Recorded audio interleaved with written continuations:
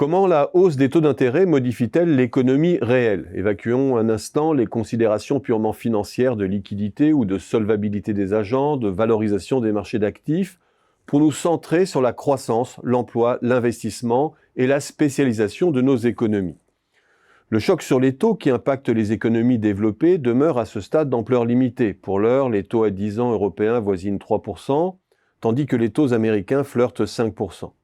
Et l'on peut supposer qu'ils resteront durablement à ces niveaux, les opérateurs ayant maintenant incorporé le fait que l'inflation avait un risque non nul et qu'un certain nombre de pénuries chroniques sont susceptibles d'entretenir les tensions concernant l'emploi, l'énergie, les matériaux ou certains composants. Si l'inflation devait revenir dans sa cible, cela signifie que s'ouvre une période où les taux d'intérêt réels pourraient être légèrement mais durablement positifs.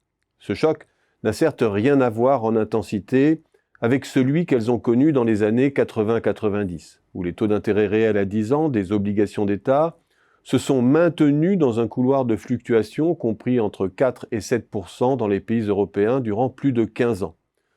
Ce qui se profile semble plutôt remettre les économies dans une situation proche des années 2000, où les taux d'intérêt réels, conformément à la règle d'or de Solow, avoisinaient le taux de croissance de l'économie, créant l'illusion temporaire que les politiques monétaires avaient trouvé un point d'ancrage d'équilibre.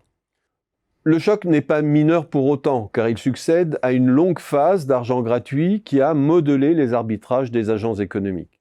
Car surtout, il affecte des agents publics et privés beaucoup plus endettés que dans les années 90. Même si l'analogie est abusive, nous pouvons tirer les enseignements de la très longue phase d'argent cher et même très cher qu'ont connu les pays avancés par le passé.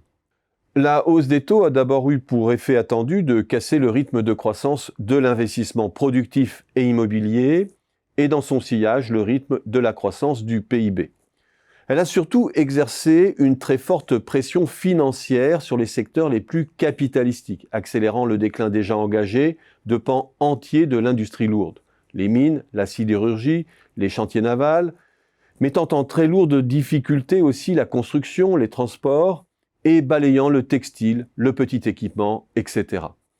Aujourd'hui, parmi les grands groupes, ce sont les grandes entreprises de réseau et de services aux collectivités qui sont en première ligne, avec des niveaux de dette records d'EDF, de la SNCF, La Poste, Orange, Altis, Engie, Veolia, Vinci, etc. Notamment lorsque l'on rapporte la dette aux fonds propres.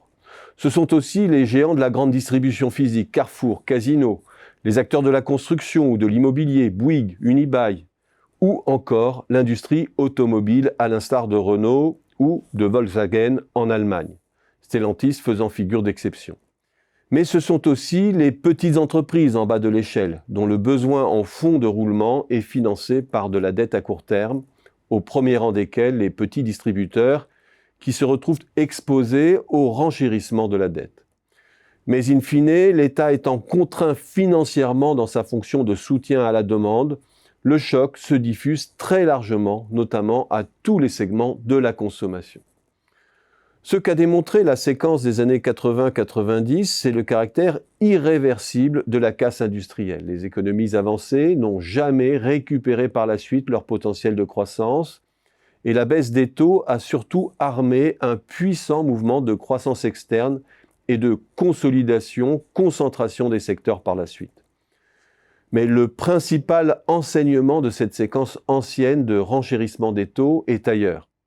Le renchérissement du coût du capital a d'abord eu au plan économique un effet massif sur le partage de la valeur ajoutée, incitant les entreprises à renforcer leur rentabilité d'exploitation pour autofinancer leur investissement, plaçant la rationalisation au premier rang de leurs préoccupations.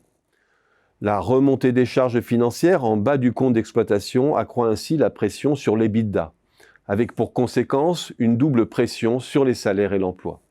Le premier risque de la remontée des taux d'intérêt réels est bien là. La fin de l'argent gratuit sonne le glas de l'emploi facile, et c'est le chômage, plus encore que l'investissement, qui risque d'en faire les frais.